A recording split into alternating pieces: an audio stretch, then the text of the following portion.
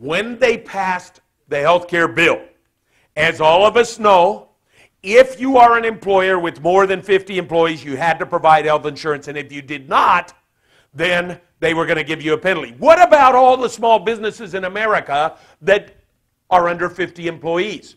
Well, Congress, when they passed this bill, said you don't have to give them insurance. But we really would like you to give them an insurance, and therefore we're going to give you the capability to give your employees insurance by providing you this magnificent small business health care credit. Easy to calculate. Here is all you need to do to be able to calculate the small business health care credit. First, every employer in America has to determine, every small business in America has to determine how much insurance they paid for every employee. If you paid a group plan, we need to know the total group premiums paid for the year on an employee-by-employee basis. If you paid it through an HRA reimbursement, we need to know what you reimburse every single employee during the year for insurance. But do not include the owners in that calculation. Do not include their family members, but do include any seasonal employees that you have.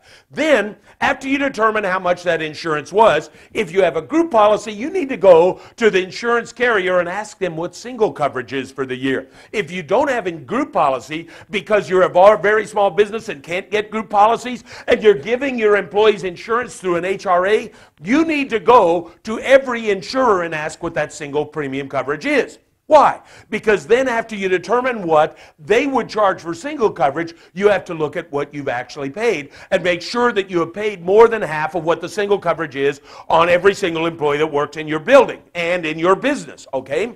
Once you've determined that number, let's say that number is 60, 70, 80%. You then have to say, here's how much I paid. If it's more than 50%, it all qualifies, right? Wrong.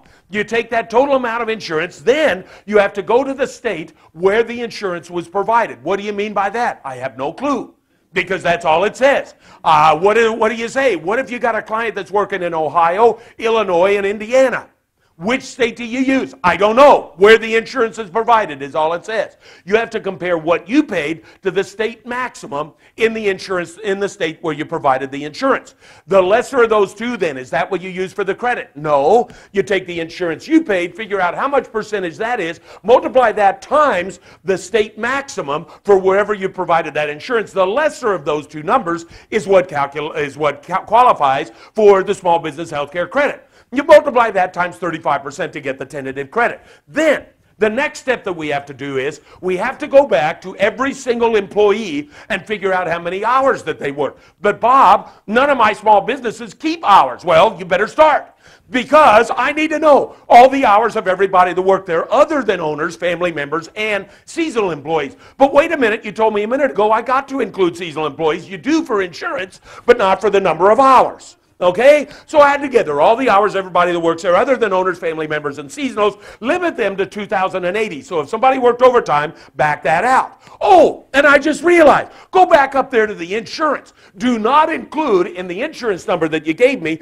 after you reduced it and compared it to the state number, do not include anything that was paid for indirectly by the employee through a cafeteria plan, 125, or a flex plan. Oh, but then after you figure that number out, I also need to know anything that you did pay for them on insurance for dental, vision, or long-term care or disability policies. Let's go back to the hours. After we figure out all the hours of everybody that works there other than owners, family members, and seasonal employees, limited to 2,080, add all that up. Then take that total, divide by 2,080, round that down to the nearest whole number. Round it down to the nearest whole number. If that number ends up more than 10, you get to phase out part of the amount. If it ends up less than 1, you don't get any credit at all. Let's say that the number ends up being more than 10. You take the actual number, subtract 10 from it, take the excess, divide that into the base, and take that fraction, and then multiply it times the tentative credit and phase it out. Then,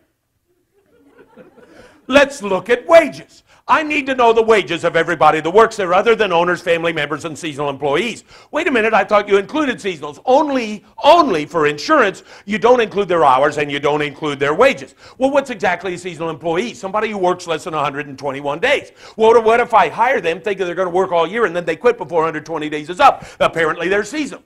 Okay, I need to know how much of their FICA wages were paid this year. Now, if you're like me, when I read the word FICA wages, I think W-2 box 3. You notice on the screen behind me, it says W-2 box 5. Why? Because if you read the law, what it actually says is FICA wages without regards to the FICA base, which really means Medicare wages. Why didn't they say Medicare wages? I don't know. All right? Give me all the wages of everybody that works there other than owners, family members, and seasonal employees. Divide that by the number of employees that you determined a minute ago, rounded down to the nearest whole number.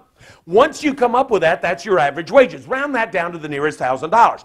If it's $25,000 down to $1,000, good, you're done. If it's less than $1,000, no credit. If it's more than $25,000, then take the actual number of average wages, subtract 25 from it to determine the excess. Take the excess, divide it back into the base of $25,000, multiply that times the tentative credit, and phase it out by that phased out amount. And there you go. Done.